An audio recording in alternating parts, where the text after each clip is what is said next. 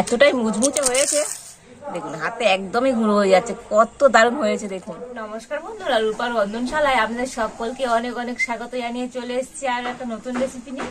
আর আজকে আমি বানাবো আলু দিয়ে আলুর চিপস। আর একটা আলু দিয়ে বন্ধুরা বাড়িতে আপনারা অনেকগুলো চিপস বানিয়ে নিতে পারবেন।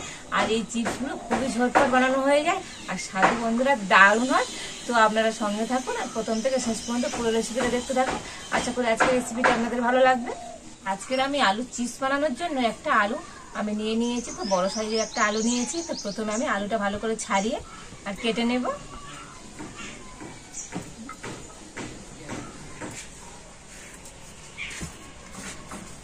তো আলুর কিন্তু খোসাটা খুব ভালো করে ছাড়িয়ে নিতে হবে। আর এখন যেহেতু নতুন আলু, তো চেঁচে নিলেই হয়ে যাবে, কিন্তু এই আলুর চিপস বানাতে গেলে আলুটা কিন্তু চাঁচলে হবে না, একদম পরিষ্কার করে খোসা ছাড়িয়ে নিতে হবে, তবেই কিন্তু আলুর চিপসটা একদম সাদা হবে।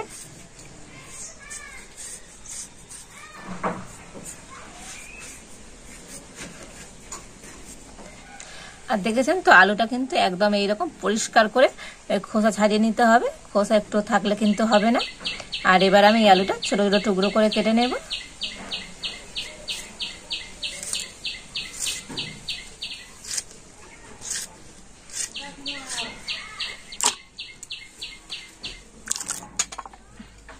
আর এখন আমি এই আলুটা জল দিয়ে 2-3 বার ভালোভাবে ধুয়ে নেব, একদম পরিষ্কার করে কিন্তু ধুয়ে নিতে হবে।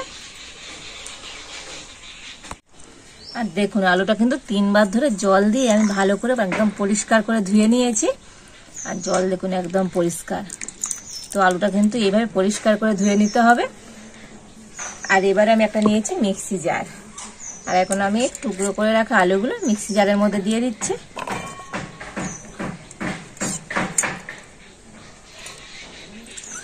আর আমি অল্প একটু জল দিয়ে দিচ্ছি আলুর মধ্যে, খুব বেশি জল দেওয়ার দরকার নেই, অল্প করে দিলেই হবে। আর এবারে আমি এই আলুটা মিক্সিতে কিন্তু খুব ভালো করে পেস্ট করে নিয়ে আসবো।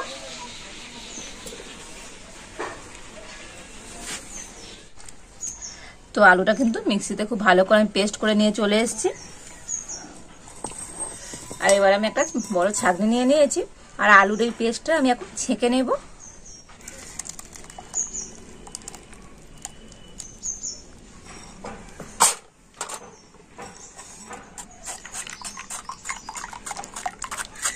তো দেখুন আলু কিন্তু এই পেস্টটা আমি ছেঁকে নিয়েছি আর একটু গোটা গোটা রয়ে গিয়েছে, তো অবশ্যই কিন্তু আলুর এই পেস্টটা ছেঁকে নিতে হবে, তবেই কিন্তু চিপসটা ভালো হবে।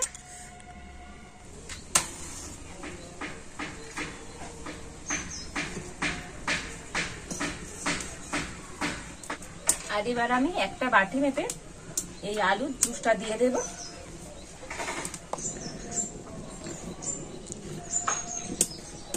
তো দেখুন এই বাটির 1 বাটি কিন্তু আলুর জুস হয়েছে, তো দিয়ে দিলাম। আর ওই একই বাটির মাপ করে আমি দিয়ে দেবো 2 বাটি জল। তো যতটা জুস হবে কিন্তু তার ডবল জল দিতে হবে।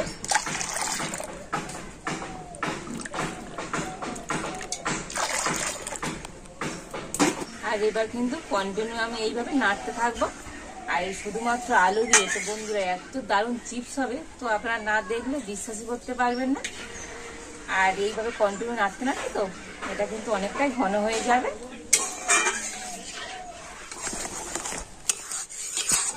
তো দেখুন এইভাবে নাড়তে নাড়তে তো মিশ্রণটা কতটা ঘন হয়ে গিয়েছে। আর এখন আমি এর মধ্যে দিয়ে দেব 1 চামচ লবণ। তবে কিন্তু এভাবে কন্টিনিউ নাড়তে হবে। আর এই ব্যাটারের ঘনত্বটা তো আপনাদের দেখিয়ে দেবো কেমন থাকবে।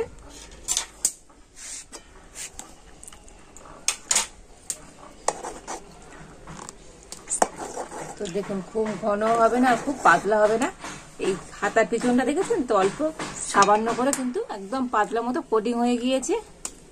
আর দেখুন এইভাবে আমি লাইন টেনে দিলাম, কিন্তু একই সাথে মিশে যাচ্ছে না ব্যাটার দুটো। ঠিক এইরকম ঘনত্বের করে কিন্তু তৈরি করে নিতে হবে, তবেই কিন্তু চিপসটা ভালো হবে।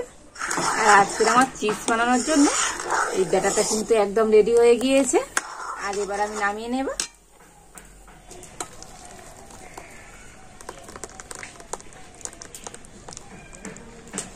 আর এবার আমি চলে যাব ছাদে। তো তো ছাদে গিয়ে আমি চিপসগুলো তৈরি করে নেব।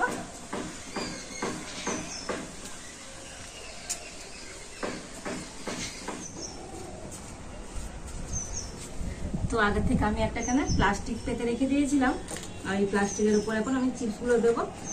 আর প্লাস্টিকটা কিন্তু অবশ্যই যেন মোটা হয়, একটু মোটা প্লাস্টিক নিতে হবে, তবে কিন্তু ভালো হবে।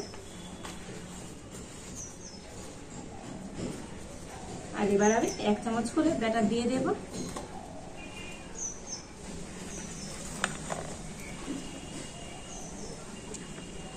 তো যেহেতু আমি চিপস বানাচ্ছি, তো আমি এরকম একটু ছোট ছোট চিপসের মতো করে দিয়ে দেব।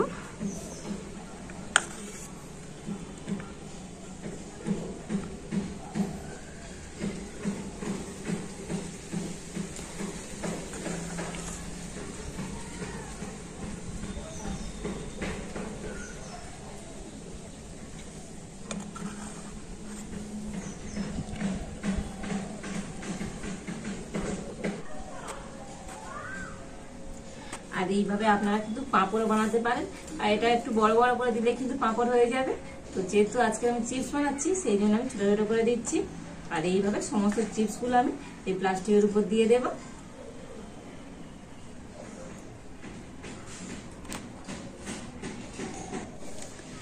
তো এই সমস্ত চিপসগুলো আমি দিয়ে দিয়েছি। তো এখন রোদ্দুরে শুকুন, আর শুকনো হয়ে যাওয়ার পরে তো আপনাদের দেখাবো যে আজকের এই আলু দিয়ে চিপস কেমন হয়েছে।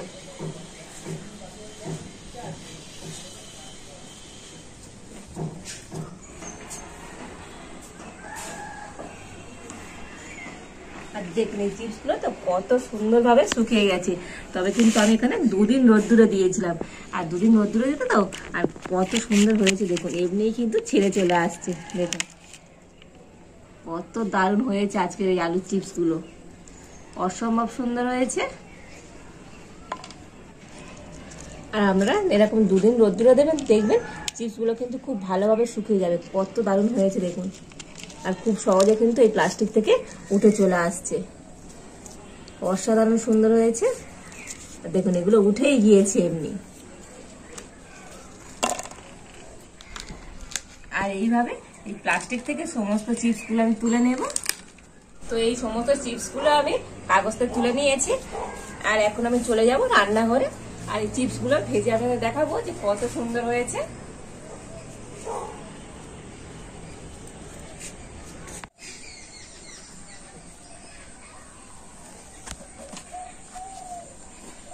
তো এবার এখন আমি উনুনটা জ্বেলে দেব।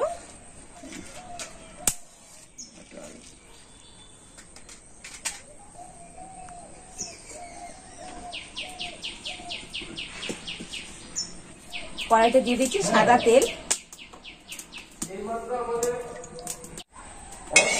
তেল কিন্তু খুব ভালো মতো গরম হয়ে গিয়েছে, আর এখন আমি চিপসগুলো ভেজে নেব।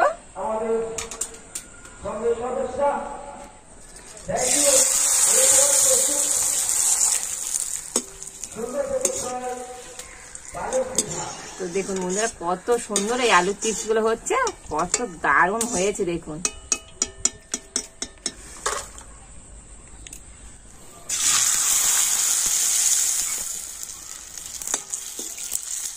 আর এই চিপস গুলো তো খুব তাড়াতাড়ি কিন্তু ভাজা হয়ে যায়, কত সুন্দর হচ্ছে দেখুন। আর এইবার আমি সমস্ত আলুর চিপস গুলো ভেজে নেব। তো এই চিপস কটা ভাজলে কিন্তু সমস্ত চিপস গুলো আমার ভাজা হয়ে যাবে।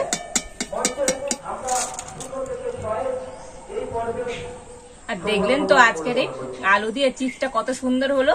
তো বাড়িতে বন্ধুরা আপনারা এইভাবে আলু দিয়ে চিপস কিন্তু খুব সহজেই বানিয়ে নিতে পারবে, আর দোকান থেকে কিন্তু চিপস কেনার কোনো প্রয়োজনই হবে না। আর এইরকম চিপস আপনারা যদি বাড়িতে বানিয়ে দেন, বাচ্চা থেকে বড় সবাই কিন্তু খুশি হয়ে যাবে। আর দেখুন এই চিপস গুলো এতটাই মুচমুচে হয়েছে, দেখুন হাতে একদমই গুঁড়ো হয়ে যাচ্ছে, কত দারুণ হয়েছে দেখুন।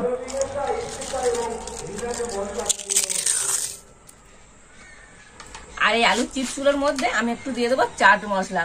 আর এই চাট মশলা দিলে তো দারুণ কিন্তু একটা চটপটা টেস্ট হবে। তো আমি অল্প একটু চাট মশলা দিয়ে দিচ্ছি। তো অল্প একটু চাট মশলা আমি দিয়ে দিলাম।